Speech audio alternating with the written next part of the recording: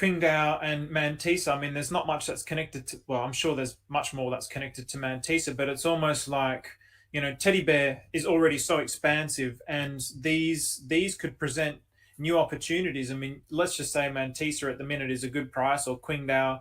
You could start to look at some of these and go, oh, you can preempt that there might be some big connections with this coming up. I know that these tokens here for QingDao have been out for quite some time, but I think maybe, I know Zizek's new. I think Lily's is pretty new.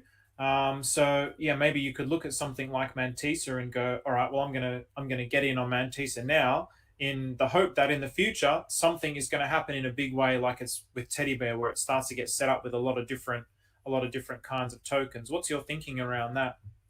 Yeah. So what I've been thinking, and it's kind of my thought has been a bit confirmed with, well, personally confirmed with Lily's deployed with Mantissa, is we've noticed different branches branching off on different areas.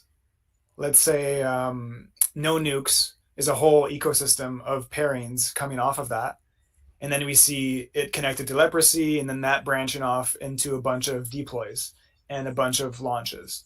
So what I can see from Mantissa is that it might be like the upper branch of the ecosystem in some ways, where Lily's was branched off from there, and it allows an easy pathway from pUSDT into Mantissa into that branch potentially.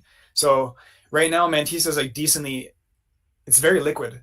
It's very easy to get just through pUSDT. It has like, I can look, it has a lot. You can't find it through just that Mantissa. Sick. Like a crazy name, does it? Yeah, let me just paste it. I think it's worth looking. Okay, sweet. Yeah, paste it up. Oh, okay. All right. So which one do you want to look at? So technically, the teddy bear already is decently thick. It's not crazy, but it's more the USDT one that we kind of have to look at, which the chart isn't showing the volume because the third down. Go back. Yeah. Okay. You had it there. It doesn't show the market cap there, so you'd have to go actually like look at it manually. But that's the chart. Okay. And to look at it manually, would you go to the Pulse Explorer or? Yeah, so there's a couple ways you can do it. You can you can look at how much USDT is in the pool through the scanner, and then type it into Pulse X or something like that and times it by 2. But that's kind of like the ghetto way of doing it.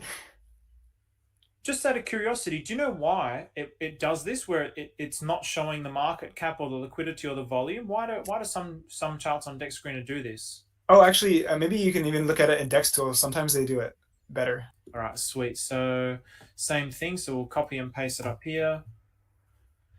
And the USDT pair, oh, it's the top one there. Yeah, so 250,000 liquidity with USDT, pUSDT. Wow.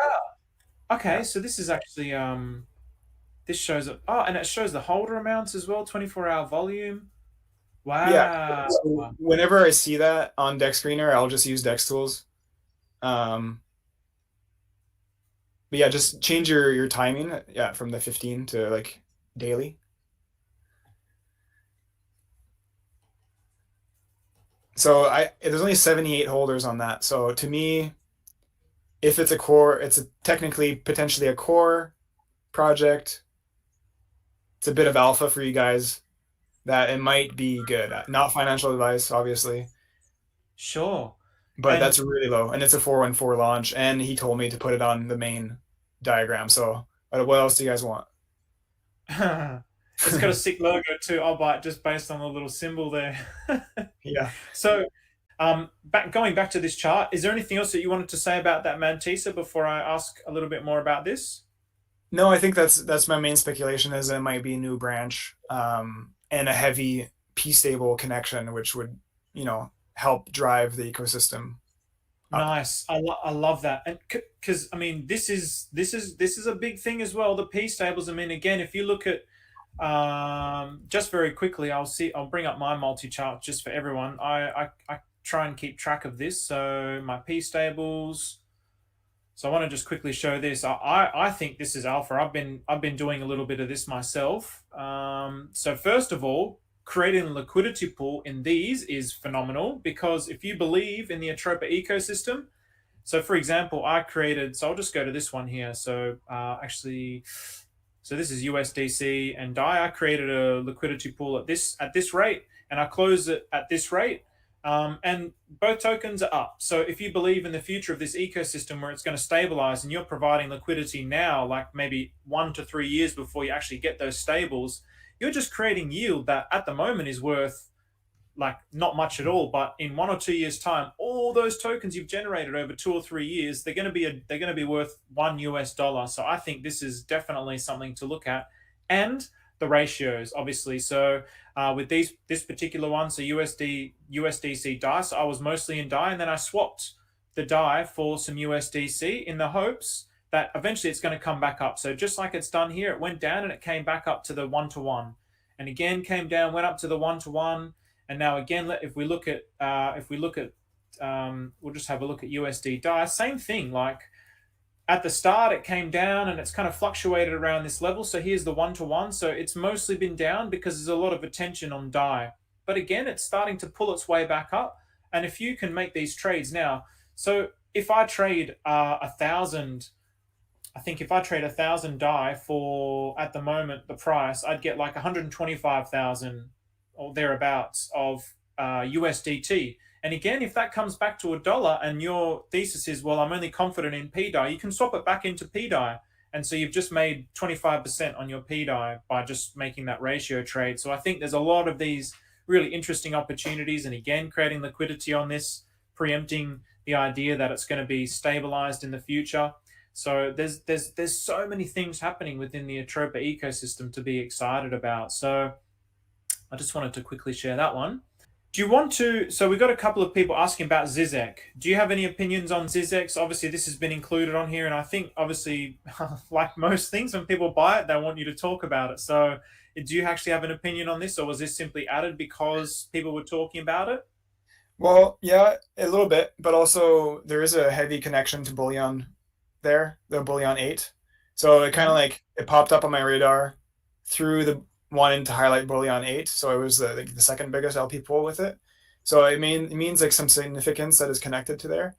And I'm assuming that Zizek's going to be paired with a heavy hitter soon. That's what I'm assuming, because the branches are pretty low right now. So it kind of needs like another plugin, which I think people speculate that it might be BFF.